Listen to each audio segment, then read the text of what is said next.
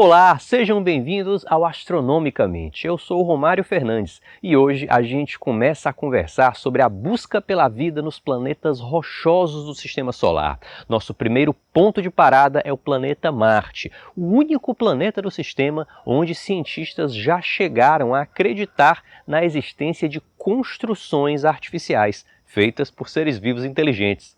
Quer conhecer essa história? Vem comigo!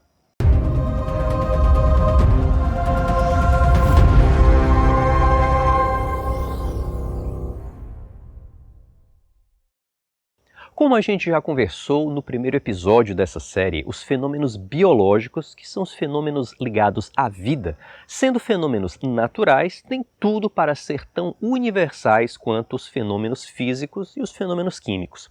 Só tem um pequeno detalhe, é que diferente dos fenômenos químicos e físicos, que a gente reconhece claramente acontecendo mesmo a trilhões de quilômetros daqui, todos os fenômenos biológicos já registrados acontecem dentro da Terra, à exceção de uma vez ou outra em que animais, plantas ou mesmo seres humanos foram enviados para fora da Terra pela ação humana. Todos os fenômenos biológicos já registrados foram registrados aqui dentro do nosso planeta. Isso levou os cientistas durante muito tempo, desde que se entendeu que os planetas poderiam ser mundos como o nosso, a pensarem em identificar a possibilidade de vida prioritariamente em planetas mais parecidos com a Terra, tanto em tamanho quanto em distância ao Sol. Daí, Marte e Vênus sempre se destacaram, sempre tiveram na mira dos cientistas. Deles, especialmente Marte, principalmente porque desde que os telescópios começaram a ficar mais desenvolvidos, ganharam mais poder de resolução, ele era o único planeta que poderia ser visto em algum nível de detalhe. Todos os demais planetas, quando observados ao telescópio, eram meio difusos, tinham algumas marcas visíveis, superficiais, mas claramente a gente estava olhando para detalhes atmosféricos, era bem evidente isso. As feições que eram observadas ficavam mudando, variando, oscilando, exatamente como se poderia esperar da observação de uma atmosfera. Marte era o único planeta que escapava a isso. Mercúrio também não tem atmosfera, mas sempre foi muito pequeno ao olhar do telescópio, é muito próximo do Sol, então as observações nunca foram muito ricas. Marte tinha essa peculiaridade, você olhava para Marte e sabia que estava observando feições superficiais.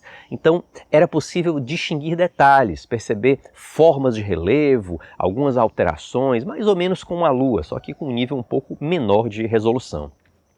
Então, desde o século XIX, quando os telescópios ganharam realmente um grande aprimoramento, foi possível perceber com muita clareza que a gente estava olhando para um chão, para uma superfície. E o mapeamento dessa superfície foi feito ainda no século XIX. Ali por 1850, 1860, nós já tínhamos mapas completos da superfície marciana.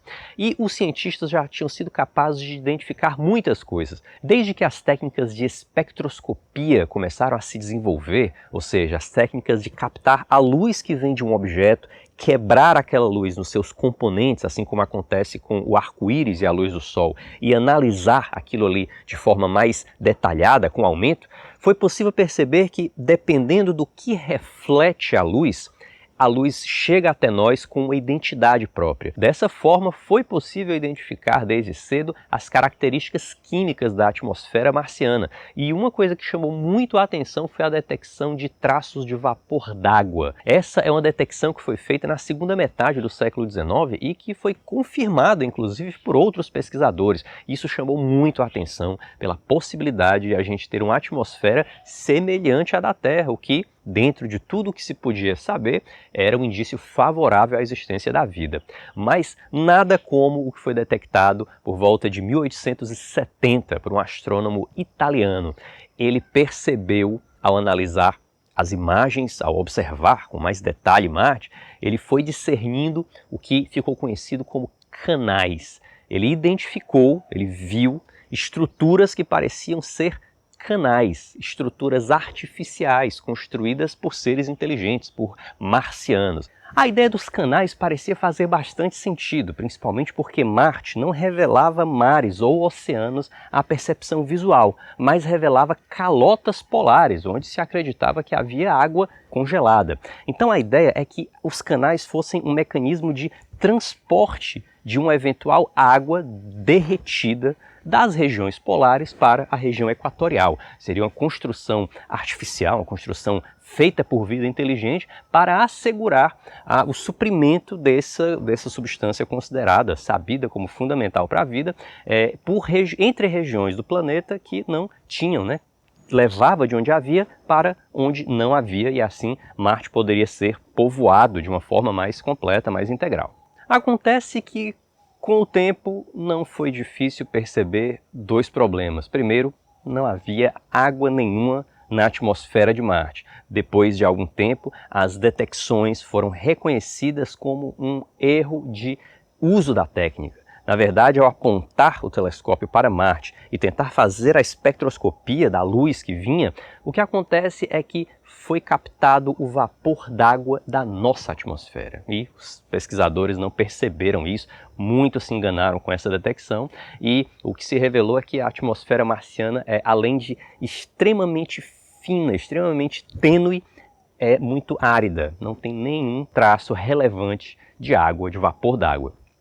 Depois foi percebido também que, obviamente, não havia nenhum canal em Marte. Quando os telescópios puderam ganhar melhor poder de resolução, mesmo alguns grandes defensores dessa ideia, como o grande Camille Flammarion, perceberam que havia um engano. Na verdade, ali a gente estava diante de um fenômeno típico da condição humana, que é chamado de pareidolia, que é quando você julga perceber padrões, julga ver um sentido em algo que não tem, mas que você gostaria de ver.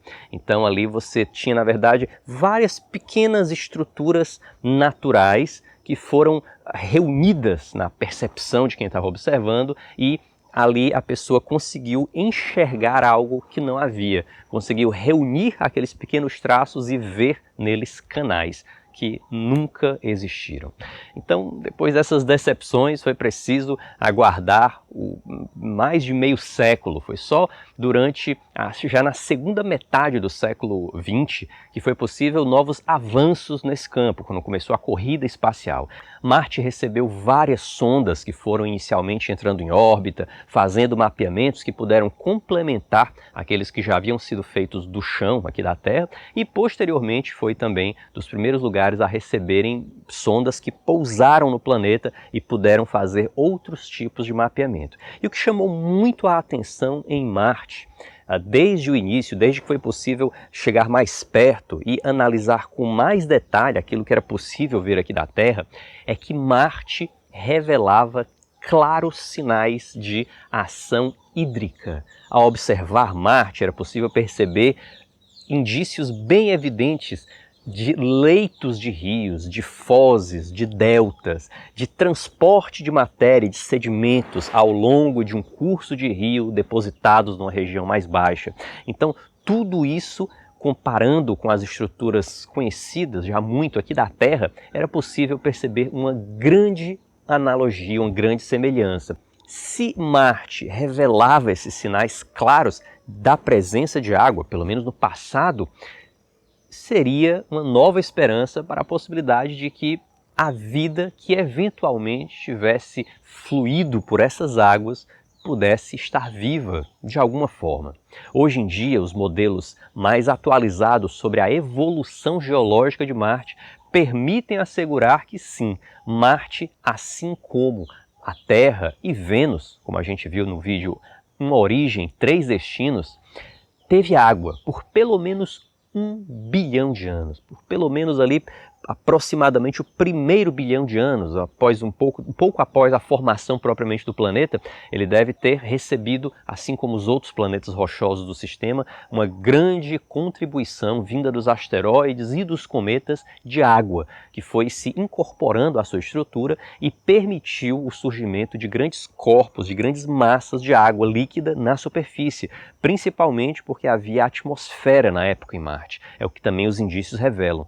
Obviamente, com o tempo, a gente sabe que Marte, por ser um planeta muito pequeno, foi resfriando mais rápido do que a Terra. E ao resfriar, todo o magma que havia entre o núcleo e a crosta acabou se solidificando. Ao se solidificar, esse magma fez com que o campo magnético do planeta, já que o campo magnético de um planeta como a Terra surge exatamente por conta do material metálico que gira na rotação da Terra, gira na rotação do planeta, e esse campo magnético protege o planeta dos ventos solares, que são partículas altamente energéticas que vêm do Sol e que têm um poder de destruir as partículas, as moléculas que compõem a atmosfera. Então a Terra é protegida disso.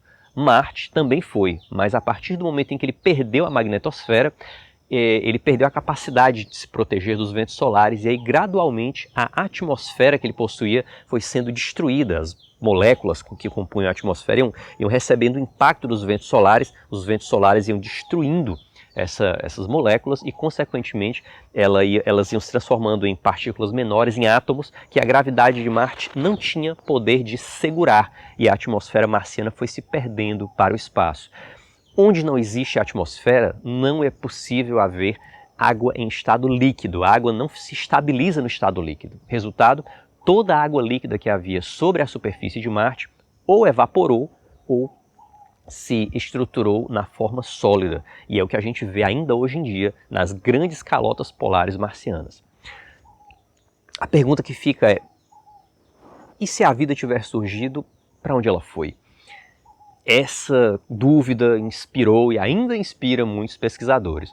Um dos sinais que se imaginava encontrar como evidência de que a vida persiste em Marte seria o metano. Nas condições ambientais de Marte, o metano se destrói, ele se oxida muito rapidamente.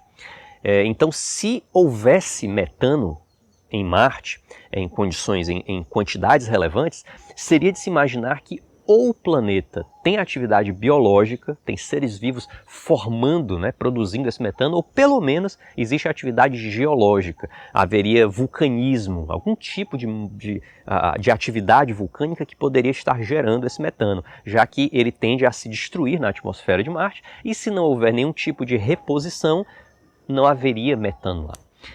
E as detecções que foram inicialmente feitas a partir de 2004 foram aprofundadas com o rover Curiosity, aquele robozinho que está passeando lá por Marte já há bastante tempo. E o que se percebeu é que as detecções, pelo menos inicialmente, foram muito decepcionantes. Os níveis de detecção de metano em Marte foram irrisórios, apesar de ocasionalmente haver um pico, mas as detecções, infelizmente, até agora não foram conclusivas. Não dá para perceber, não dá para ter certeza ainda. Seria de se esperar que, se houvesse seres vivos, essa água, esse metano, de alguma forma, fosse mais presente, tivesse uma quantidade mínima mais razoável.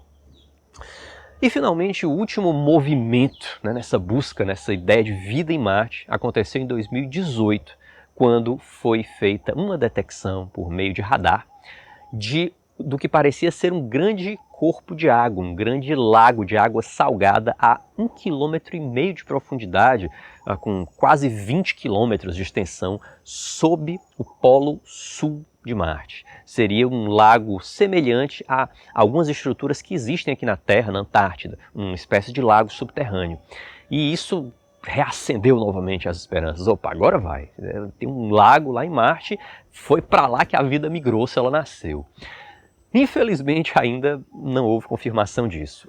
Outras detecções posteriores que tentaram confirmar, e é muito importante que a gente tenha isso em mente, na ciência não basta uma pessoa, um pesquisador ou uma detecção.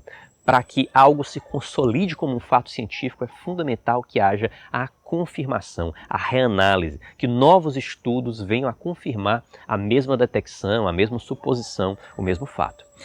E, infelizmente, até o momento, não houve novas confirmações. Então, imagina-se que pode ser o lago, sim, mas podem ser também estruturas salinas, vagamente dissolvidas, podem ser estruturas transitórias.